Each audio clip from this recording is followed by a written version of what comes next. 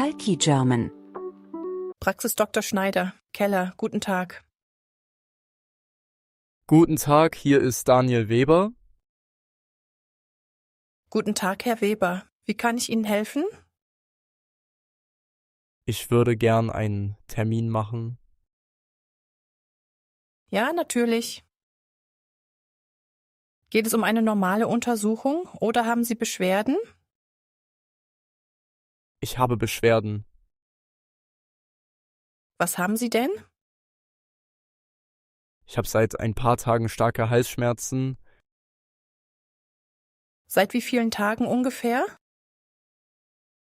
Seit 3 Tagen. Haben Sie auch Fieber? Ja, ein bisschen. Wie hoch war das Fieber? Gestern Abend hatte ich 38,2 Grad. Okay. Haben Sie heute auch Fieber gemessen? Ja, heute Morgen waren es 37,8. Verstehe. Haben Sie auch Husten? Ja, aber nicht sehr stark. Und Schnupfen? Ein bisschen. Können Sie normal schlucken? Es tut weh, aber es geht. Okay.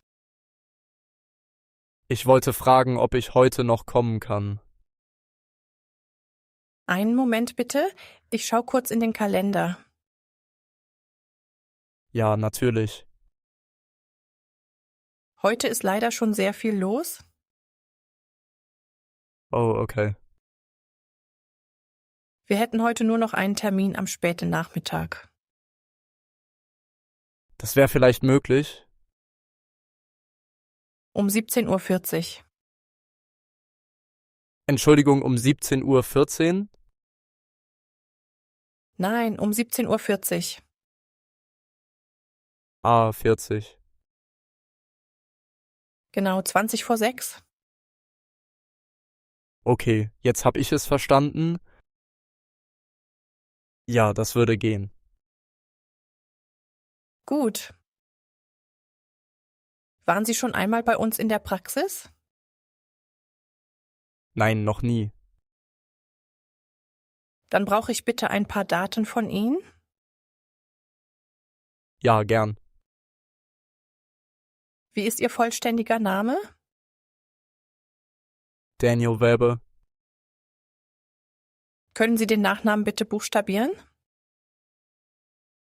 Ja. Weber.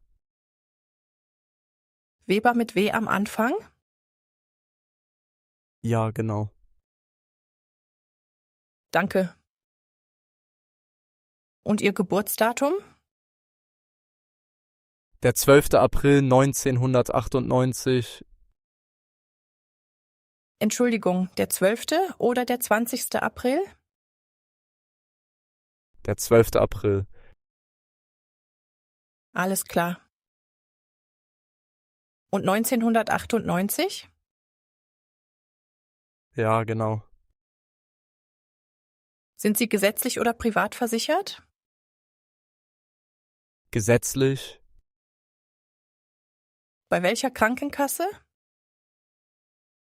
Bei der Techniker Krankenkasse. Gut, danke. Muss ich etwas Besonderes mitbringen? Bitte bringen Sie Ihre Gesundheitskarte mit. Nur die Gesundheitskarte? Ja, normalerweise reicht das. Brauche ich auch meinen Personalausweis? Wenn Sie ihn dabei haben, ist das gut. Aber die Gesundheitskarte ist am wichtigsten. Okay. Ich bin erst seit ein paar Monaten in Deutschland. Kein Problem. Mein Deutsch ist noch nicht so gut. Das ist auch kein Problem. Der Arzt spricht langsam, wenn Sie etwas nicht verstehen. Das ist gut zu wissen. Sie können wir natürlich auch jederzeit nachfragen. Danke. Wie lang vorher soll ich da sein? Da Sie zum ersten Mal kommen, bitte etwa 15 Minuten früher. Also um 17:25 Uhr? Genau? Gut. Ich muss wahrscheinlich noch ein Formular ausfüllen, oder? Ja, ein kurzes Formular mit Ihren persönlichen Daten. Verstehe. Das bekommen Sie bei uns an der Anmeldung. Okay. Darf ich noch fragen, wo genau die Praxis ist? Natürlich. Wir sind in der Lindenstraße 12. Lindenstraße 12? Ja, genau. Im 2. Stock. Gibt es einen Aufzug? Ja, der Aufzug ist direkt neben dem Eingang. Sehr gut. Ist die Praxis weit vom Hauptbahnhof? Nein, nicht sehr weit. Mit der Straßenbahn sind es ungefähr 10 Minuten. Okay. Steigen Sie an der Haltestelle Rathaus aus? Rathaus? Ja, genau. Von dort sind es noch ungefähr 5 Minuten zu Fuß. Gut, das finde ich bestimmt. Die Praxis ist direkt gegenüber von einer großen Apotheke. Ah, das hilft.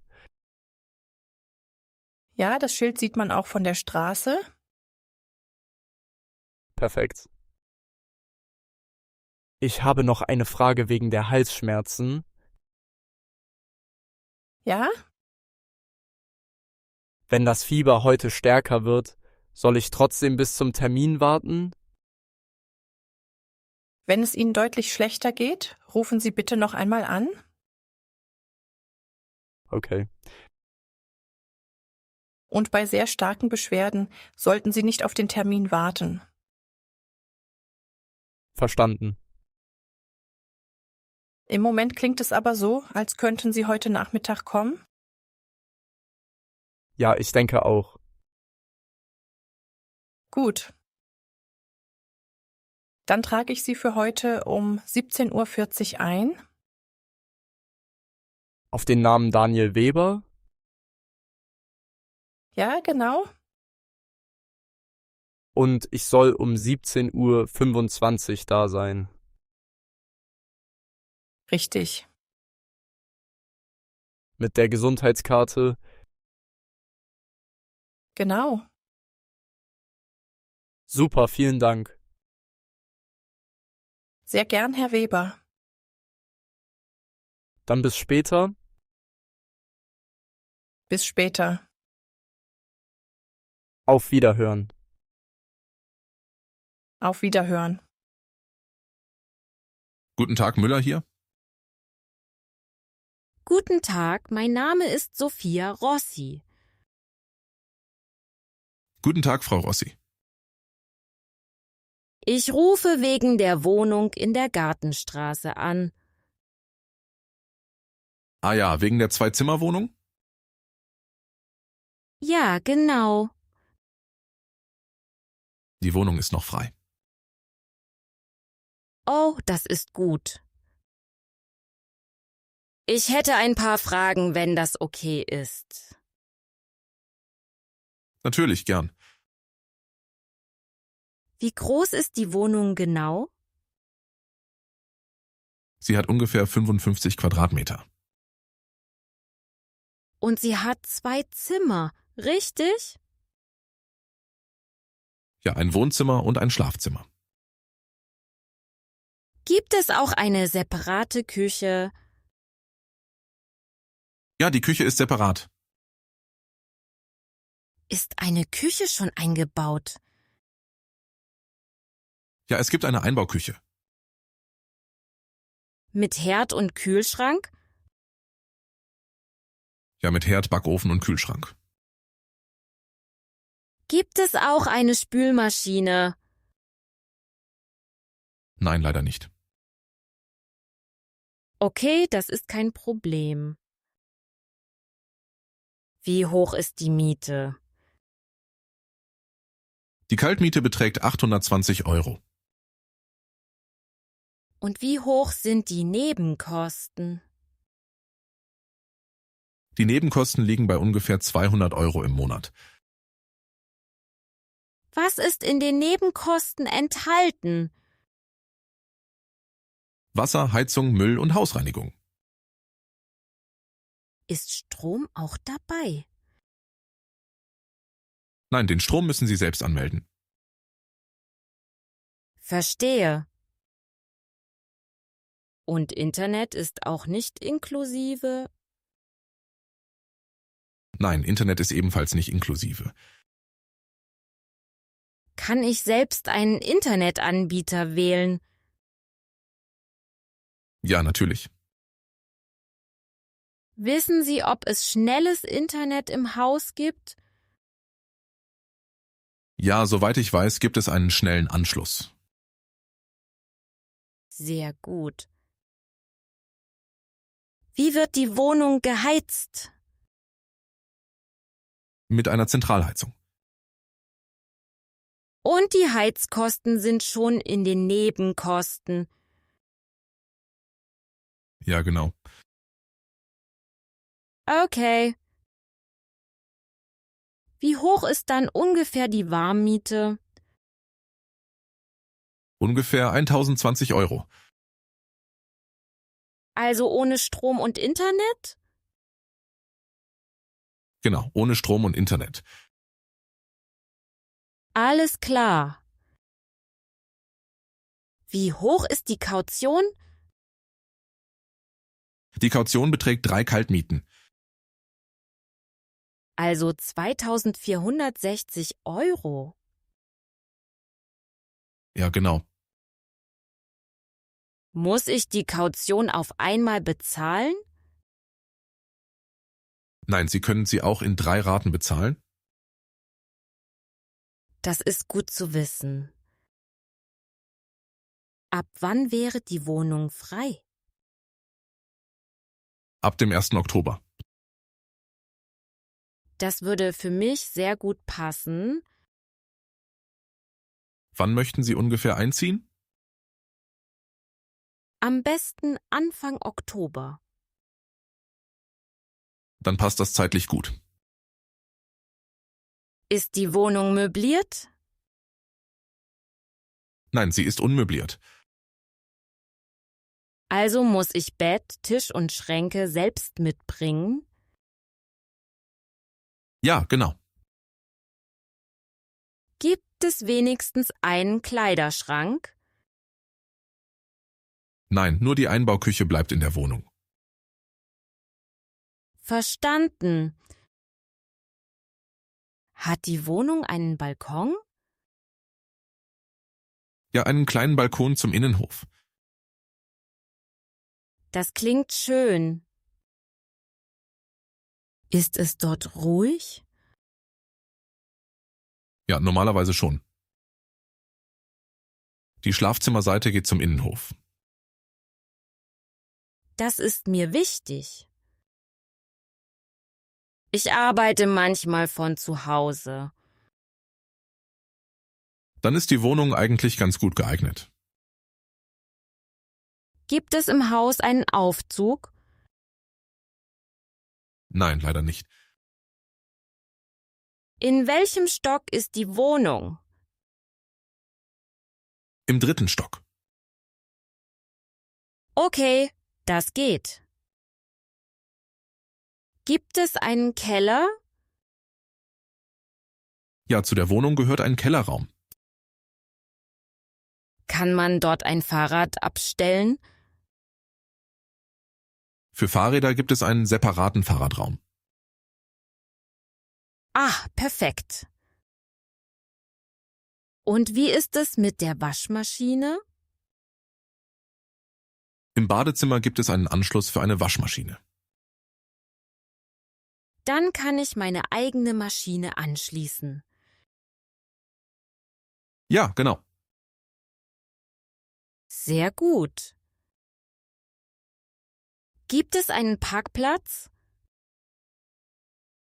Zur Wohnung gehört leider kein eigener Parkplatz. Kann man auf der Straße parken?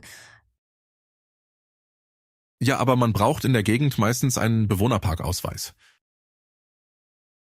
Verstehe. Ich habe aber wahrscheinlich kein Auto. Dann ist das natürlich kein Problem. Wie ist die Verbindung mit öffentlichen Verkehrsmitteln? Sehr gut. Die nächste Straßenbahnhaltestelle ist ungefähr 5 Minuten zu Fuß entfernt. Und gibt es Supermärkte in der Nähe? Ja, 2 Supermärkte sind in der Nähe. Sehr praktisch. Darf man Haustiere haben? Das kommt auf das Tier an. Ich habe eine kleine Katze. Eine Katze wäre normalerweise kein Problem. Muss das im Mietvertrag stehen? Ja, wir würden das im Vertrag festhalten. Okay. Kann ich mich mit der Adresse auch anmelden? Ja, natürlich. Bekomme ich dann eine Wohnungsgeberbestätigung? Ja, die bekommen Sie von mir beim Einzug. Sehr gut, das brauche ich für die Anmeldung.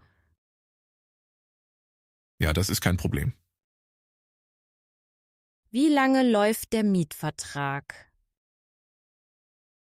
Der Vertrag ist unbefristet. Gibt es eine Mindestmietdauer? Ja, mindestens 1 Jahr. Okay, das wäre für mich in Ordnung. Welche Unterlagen brauchen Sie von mir? Normalerweise eine Selbstauskunft, einen Einkommensnachweis und eine Schufa-Auskunft. Ich bin erst seit ein paar Monaten in Deutschland. Ah, verstehe. Ich habe deshalb noch nicht viele Schufa-Daten. Das können wir uns trotzdem anschauen. Haben Sie einen Arbeitsvertrag?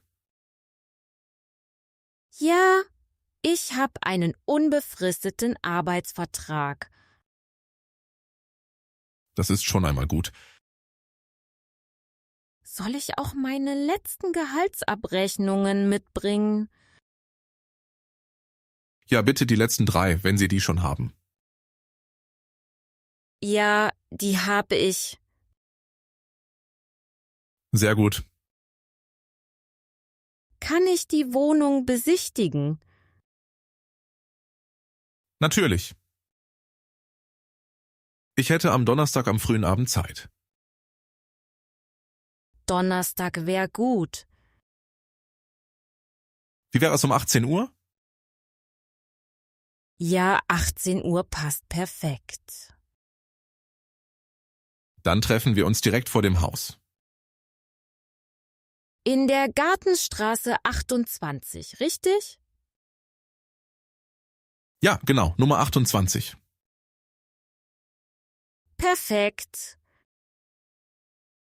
Soll ich die Unterlagen schon zur Besichtigung mitbringen? Sie können sie gern mitbringen, aber es ist noch nicht unbedingt nötig. Okay, dann bringe ich sie sicherheitshalber mit. Das können Sie gern machen. Vielen Dank für die vielen Informationen. Sehr gern. Dann sehen wir uns am Donnerstag um 18 Uhr. Genau. Bis Donnerstag. Bis Donnerstag, Frau Rossi. Auf Wiederhören. Auf Wiederhören.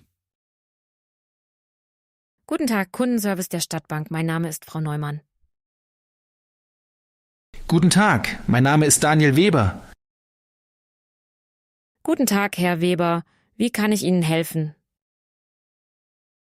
Ich habe ein Problem mit meiner Karte. Was genau ist passiert? Ich wollte gestern Abend etwas online bezahlen. Aber die Zahlung wurde immer abgelehnt. Verstehe. Haben Sie die Karte vorher schon für Online-Zahlungen benutzt? Ja, mehrmals. Und bisher hat es immer funktioniert? Ja, ohne Probleme. Okay. Hat die Karte heute in einem Geschäft funktioniert? Ja, heute Morgen habe ich damit im Supermarkt bezahlt. Dann ist die Karte wahrscheinlich nicht komplett gesperrt. Das dachte ich auch. Deshalb verstehe ich nicht, warum es online nicht geht. Kein Problem, wir schauen uns das gemeinsam an.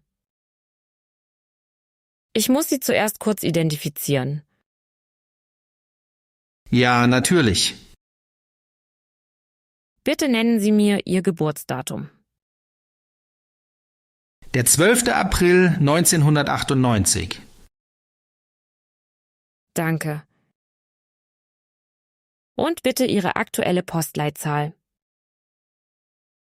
10115. Vielen Dank. Einen kleinen Moment bitte. Ja, Okay, ich habe Ihr Konto gefunden. Es geht um Ihre Debitkarte, richtig? ja, genau. Wissen Sie noch, bei welchem Händler Sie bezahlen wollten?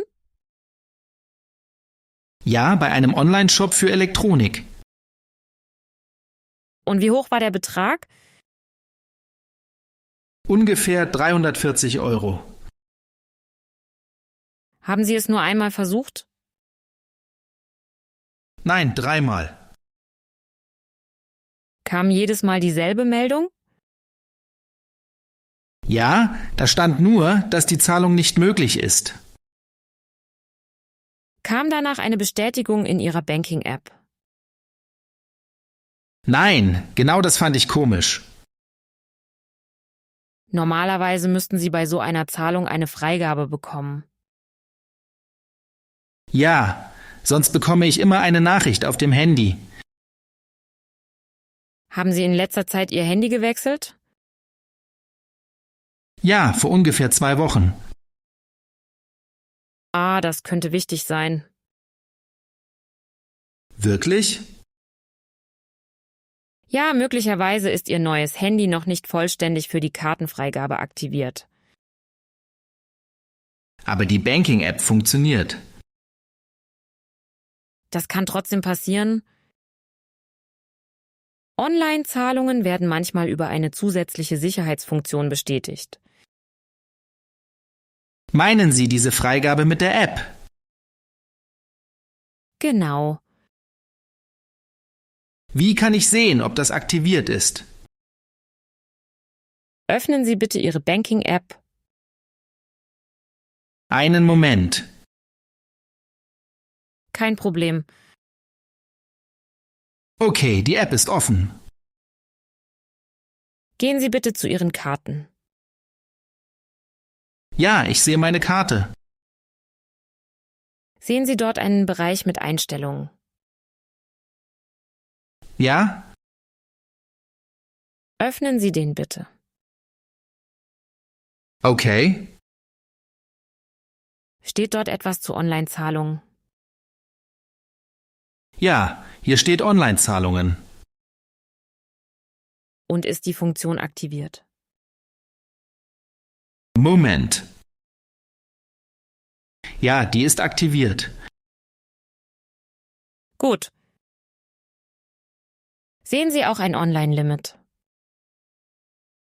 Ja, hier steht 250 Euro. Ah, da haben wir wahrscheinlich schon den Grund. Ach so. Die Zahlung war ja ungefähr 340 Euro.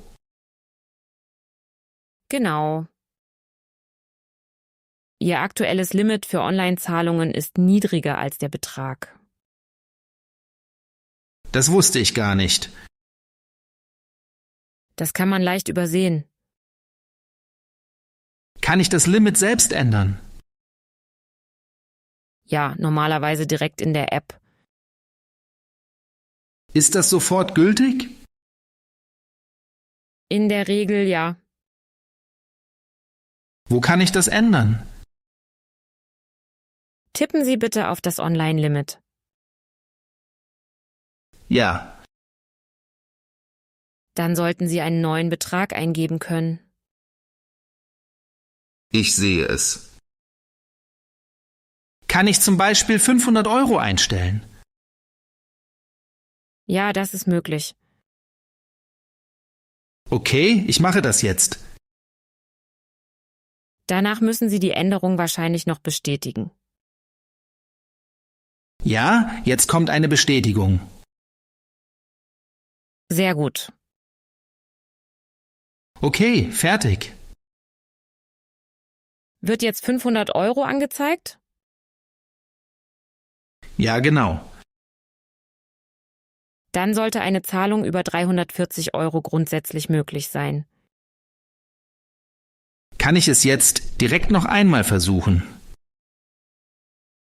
Ja, aber ich würde vorher noch eine Sache prüfen. Welche? Schauen Sie bitte, ob Ihre Telefonnummer in der App aktuell ist. Ja, die Nummer stimmt. Sehr gut. Dann sollte die Freigabe auch auf Ihrem neuen Handy funktionieren. Warum habe ich gestern keine Freigabe bekommen? Weil die Zahlung schon vorher wegen des Limits abgelehnt wurde. Ah, verstehe. Die Sicherheitsabfrage kam deshalb gar nicht erst. Jetzt ergibt das Sinn. Ich dachte schon, meine Karte wäre gesperrt. Nein, aktuell sehe ich keine Sperre auf Ihrer Karte. Sehr gut. Kann es sein, dass nach 3 Versuchen trotzdem etwas blockiert wurde? Im Moment sehe ich keine zusätzliche Blockierung. Okay. Wenn die nächste Zahlung wieder abgelehnt wird, könnte es auch am Händler liegen. Was mache ich dann? Dann prüfen Sie bitte zuerst, ob die Kartendaten korrekt eingegeben sind. Also Kartennummer und Ablaufdatum? Genau. Und natürlich auch die Sicherheitsnummer. Okay. Kann ich irgendwo sehen, ob eine Online-Zahlung abgelehnt wurde? Manchmal sehen Sie das direkt in den Kartenumsätzen. Ich schaue gerade. Ich sehe die Versuche von gestern nicht. Das ist möglich, wenn die Zahlung schon vor der Autorisierung abgelehnt wurde. Verstehe. Ich habe noch eine Frage. Natürlich. Gibt es auch ein tägliches Kartenlimit? Ja, zusätzlich gibt es verschiedene Limits. Sind die für Geschäfte und Online-Zahlungen unterschiedlich? Ja, je nach Karte können sie getrennt eingestellt sein. Das wusste ich nicht. Viele Kunden merken das erst bei einer größeren Zahlung. Das ist mir jetzt auch passiert. Ja, genau. Und, wenn ich später wieder ein niedrigeres Limit möchte? Dann können Sie es in der App wieder reduzieren. Das ist vielleicht sicherer. Ja, viele Kunden erhöhen das Limit nur für eine bestimmte Zahlung. Dann mache ich das wahrscheinlich auch so. Das ist problemlos möglich. Gut. Dann versuche ich die Zahlung nachher noch einmal. Genau. Achten Sie dann bitte auf die Nachricht in Ihrer App. Und dort muss ich die Zahlung bestätigen? Ja, wenn eine Bestätigung erforderlich ist. Okay. Und wenn wieder keine Nachricht kommt? Dann rufen Sie uns bitte noch einmal an. Dann können wir prüfen, ob es ein anderes technisches Problem gibt. Alles klar. Ich bin froh, dass die Karte nicht gesperrt ist. Nein, im Moment sieht alles in Ordnung aus. Dann lag es wahrscheinlich wirklich nur am Limit. Ja, danach sieht es aus. Vielen Dank für Ihre Hilfe. Sehr gern, Herr Weber. Sie haben mir wirklich geholfen. Das freut mich. Ich wünsche Ihnen einen schönen Tag. Danke Ihnen auch. Auf Wiederhören. Auf Wiederhören. Hallo, Thomas hier. Hallo Thomas, hier ist Daniel. Guten Morgen, Daniel. Guten Morgen. Alles okay? Leider nicht so richtig. Was ist denn los? Ich bin heute Morgen krank aufgewacht. Oh, das klingt nicht gut. Ja, ich habe seit gestern Abend Kopfschmerzen und Halsschmerzen. Und heute Morgen habe ich auch Fieber. Wie hoch ist das Fieber? Ungefähr 38 Grad. Dann solltest du heute wirklich zu Hause bleiben. Ja, das denke ich auch. Ich wollte eigentlich schon früher anrufen. Kein Problem. Deine Schicht beginnt erst um 8 Uhr, oder? Ja, genau. Ich habe gehofft, dass es nach dem Aufstehen besser wird. Aber es ist nicht besser? Nein, eher schlechter. Okay. Es tut mir leid, dass ich so kurzfristig Bescheid sage. Mach dir deswegen keinen Kopf. Wenn du krank bist, bist du krank. Danke. Ich wollte nur nicht, dass Atio Wants Waste, dass ihr plötzlich auf mich wartet. Gut, dass du angerufen hast. Dann kann ich den Tag anders planen. Heute Morgen hätte ich eigentlich das Meeting mit dem neuen Kunden.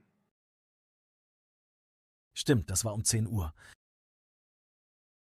Genau.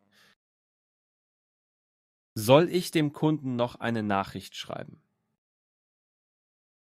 Nein, das mache ich. Bist du sicher? Ja, kein Problem. Ich kann das Meeting übernehmen. Okay, danke. Die Unterlagen liegen alle im gemeinsamen Ordner. Sehr gut. Die Präsentation ist auch schon fertig. Perfekt. Dann musst du dich heute nicht darum kümmern. Gut?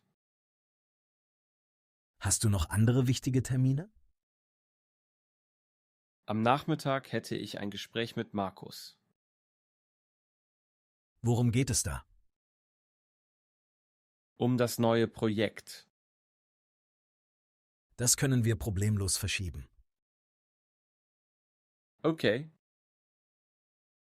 Ich weiß nur noch nicht, wie lange ich krank sein werde. Das musst du jetzt auch noch nicht wissen. Gehst du heute zum Arzt?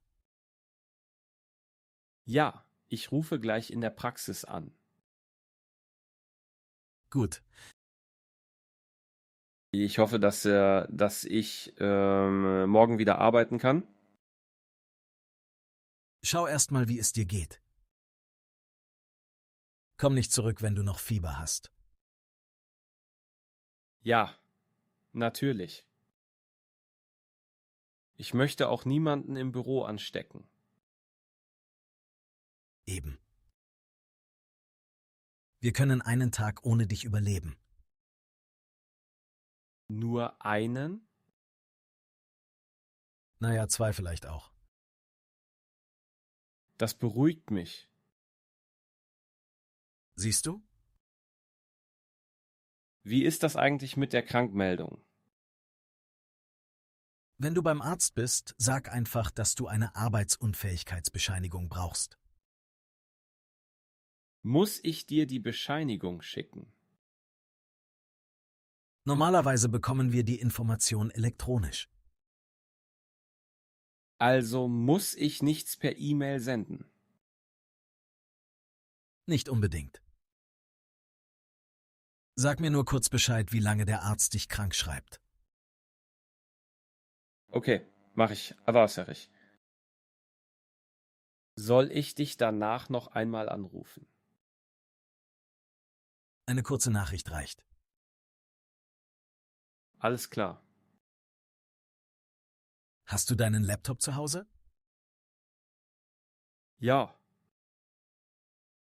Ich könnte später vielleicht ein paar Sachen von zu Hause machen. Nein, Daniel. Nein? Du hast Fieber. Du sollst dich ausruhen. Ja, wahrscheinlich hast du recht. Die Arbeit läuft nicht weg. Ich wollte nur helfen. Das weiß ich. Aber heute hilfst du uns am meisten, wenn du gesund wirst. Okay, verstanden. Hast du alles für das Kundenmeeting vorbereitet? Ja. Im Ordner gibt es eine Datei mit dem Namen Kundentermin. Okay. Dort findest du auch meine Notizen. Sehr gut. Auf der letzten Seite stehen noch 3 offene Fragen. Alles klar, die schaue ich mir an. Falls etwas fehlt, kannst du mich natürlich anrufen. Nur wenn es wirklich dringend ist. Okay, Und sonst bleibt das Handy heute ruhig. das klingt fast wie ein Befehl. Ist es auch. Alles klar, Chef. Sehr gut. Ich gehe dann gleich zum Arzt. Mach das. Wenn der Arzt sagt, dass ich morgen noch zu Hause bleiben soll, schreibe ich dir. Genau. Und wenn es mir morgen gut geht, Dann gibst du mir morgens kurz Bescheid. okay, Aber bitte nicht um 6 Uhr morgens. keine Sorge. So früh bin ich freiwillig sowieso nicht wach. Gut zu wissen. Danke, dass du so unkompliziert bist. Kein Problem. Jetzt kümmerst du dich erstmal um dich. Mache ich. Und trink genug. Ja, Mama. Sehr lustig. Entschuldigung. Schon gut. Gute Besserung, Daniel. Danke, Thomas. Ich melde mich nach dem Arzttermin kurz. Alles klar. Dann ruh dich aus. Mach ich. Bis später. Bis später. Tschüss. Tschüss. Guten Abend, Schneider hier. Guten Abend, Herr Schneider, hier ist Laura Costa. Guten Abend, Frau Costa. Entschuldigen Sie die späte Störung. Kein Problem, was ist passiert? Ich habe ein Problem mit der Heizung in meiner Wohnung. Funktioniert sie gar nicht mehr? Nein, seit heute Nachmittag wird sie nicht mehr warm. In welchem Zimmer ist das? Eigentlich in der ganzen Wohnung. Also auch im Wohnzimmer und im Schlafzimmer? Ja, genau. Die Heizkörper bleiben komplett kalt. Haben Sie die Thermostate schon höher gestellt? Ja, alle auf die höchste Stufe. Und trotzdem passiert nichts. Nein, leider nicht. Okay. Ist das warme Wasser auch betroffen? Das wollte ich gerade sagen. Das Wasser in der Dusche wird auch nicht richtig warm. Gar nicht warm oder nur lauwarm? Nur lauwarm.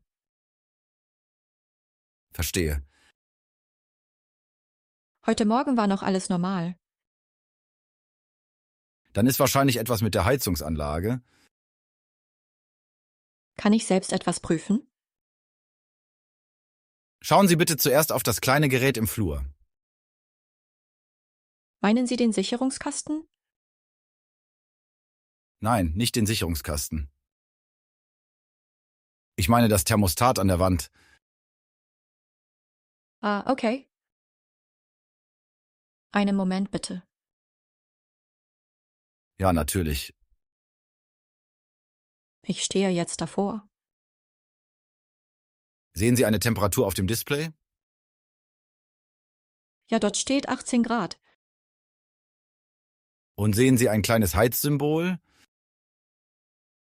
Ich glaube schon. Da ist ein kleines Symbol mit 3 Linien. Ja, genau.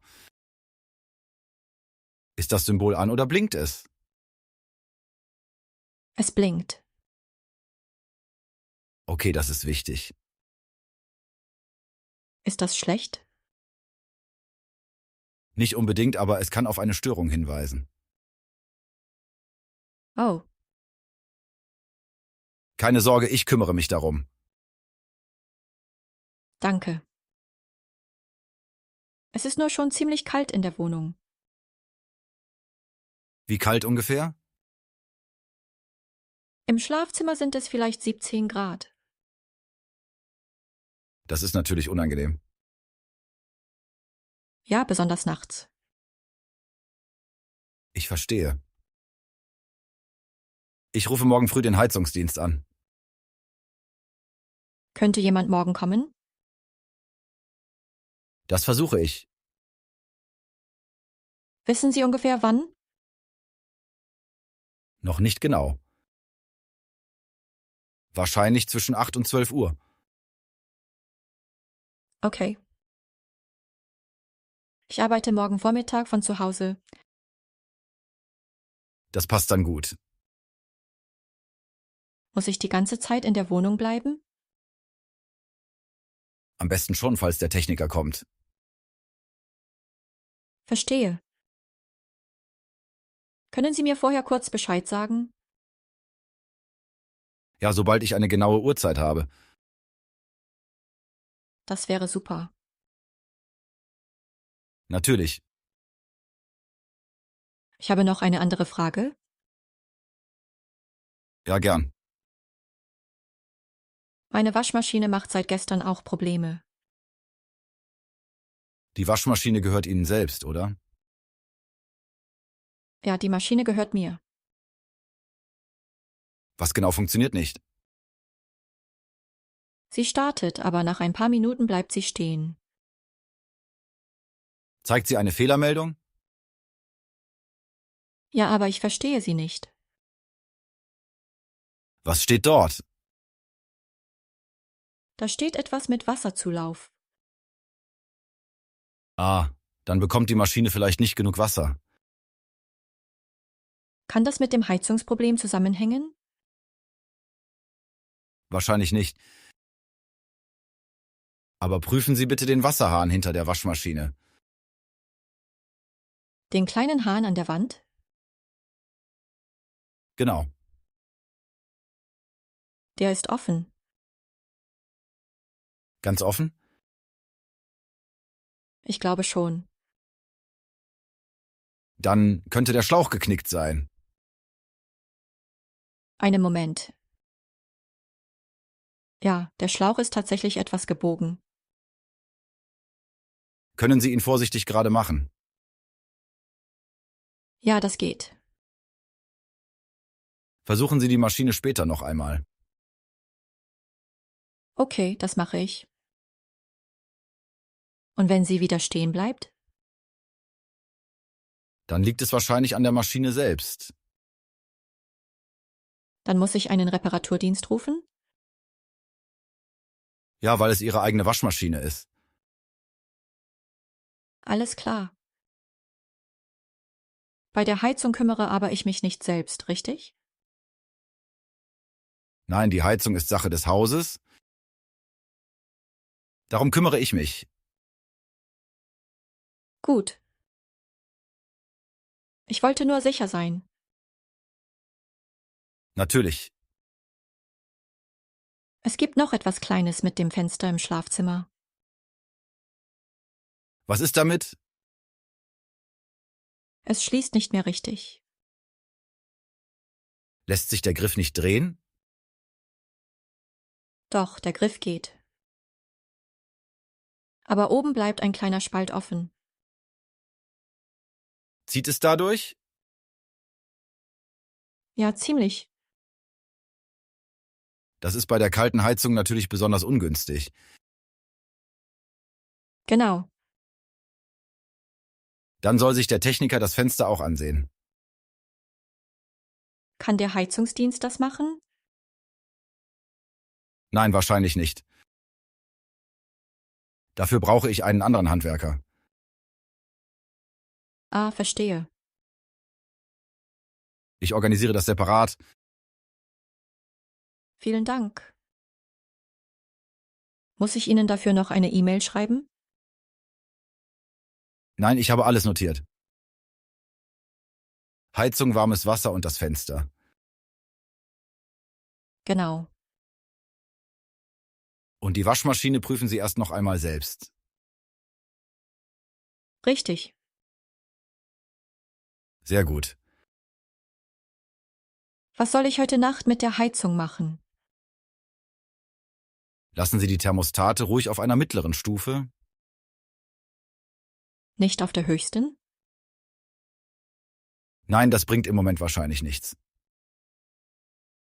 Okay. Wenn die Heizung plötzlich wieder funktioniert, merken Sie es dann auch sofort. Gut. Und wenn gar kein warmes Wasser mehr kommt?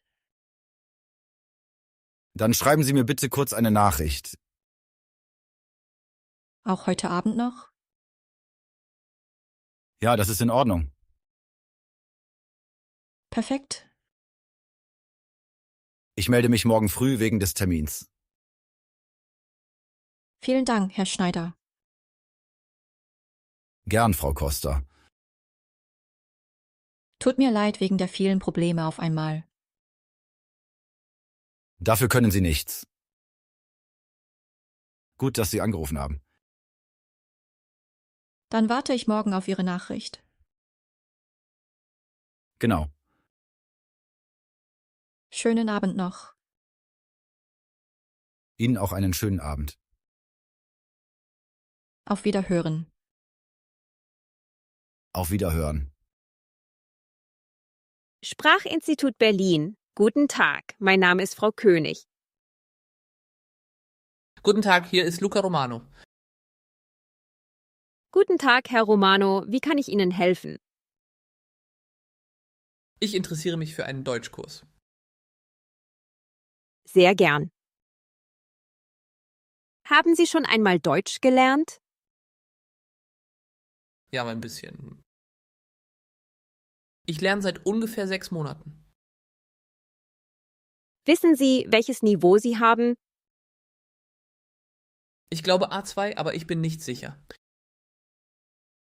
Kein Problem. Bei uns können Sie vor dem Kurs einen Einstufungstest machen. Ist der Test online? Der erste Teil ist online. Danach gibt es noch ein kurzes Gespräch. Auch online? Ja, das Gespräch kann online stattfinden.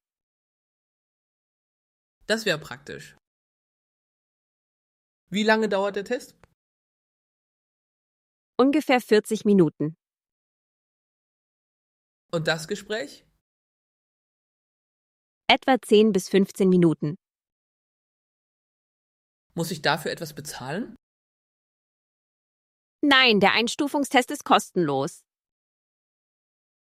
Sehr gut. Welche Kurse haben Sie im Moment? Wir haben Intensivkurse und Abendkurse. Was ist der Unterschied? Der Intensivkurs findet von Montag bis Freitag statt. Jeden Tag. Ja, jeden Vormittag. Um wie viel Uhr beginnt er? Um 9 Uhr. Und wann endet er? Um 12:30 Uhr. Das geht leider nicht. Ich arbeite vormittags. Dann wäre vielleicht der Abendkurs besser für Sie. Ja, wahrscheinlich. Wann findet der Abendkurs statt? Dienstags und donnerstags. Nur 2-mal pro Woche? Genau. Und zu welcher Uhrzeit? Von 18:30 Uhr bis 20:45 Uhr. Das passt viel besser. Arbeiten Sie bis spät? Normalerweise bis 17 Uhr. Dann sollten Sie genug Zeit haben. Ja, denke ich auch. Wann beginnt der nächste Kurs? Der nächste Abendkurs beginnt am 3. September. Am 3. September? Ja, genau. Und wie lange dauert ein Kurs? 8 Wochen. Also 2 Monate ungefähr. Ja, ungefähr. Wie viele Teilnehmer sind in einer Gruppe? Normalerweise zwischen 8 und 12 Personen. Das klingt gut. Ich möchte nicht in einer sehr großen Gruppe lernen. Das verstehen wir. Deshalb haben wir maximal 12 Teilnehmer. Sehr gut. Wie viel kostet der Abendkurs? Der komplette Kurs kostet 390 €. Sind die Bücher im Preis enthalten? Nein, das Kursbuch kommt noch dazu. Wie viel kostet das ungefähr? Etwa 30 €. Brauche ich nur ein Buch? Ja, normalerweise ein Kursbuch mit Arbeitsbuch. Okay. Gibt es noch andere Kosten? Nein, normalerweise nicht. Muss ich alles auf einmal bezahlen? Ja, die Kursgebühr wird vor Kursbeginn bezahlt. Kann ich mit Karte bezahlen? Ja, mit Karte oder per Überweisung. Gut. Was passiert, wenn ich eine Stunde verpasse? Das ist grundsätzlich kein Problem. Sie bekommen die Aufgaben und Informationen von der Lehrkraft. Kann ich die Stunde später nachholen? Leider nicht in einer anderen Gruppe. Okay, verstehe. Wie viel Deutsch spricht man im Unterricht? So viel wie möglich. Auch bei A2? Ja, aber die Lehrkräfte erklären natürlich langsam und einfach. Das ist gut. Ich verstehe schon ziemlich viel. Aber beim Sprechen bin ich noch unsicher. Das ist ganz normal. Im Kurs sprechen die Teilnehmer sehr viel miteinander. Genau das brauche ich. Gibt es auch Übungen für Alltagssituationen? Ja, sehr viele. Zum Beispiel beim Arzt, im Supermarkt oder bei der Arbeit. Perfekt. Ich lebe erst seit kurzem in Deutschland. Dann ist so ein Kurs sicher hilfreich. Ja, besonders am Telefon habe ich oft Probleme.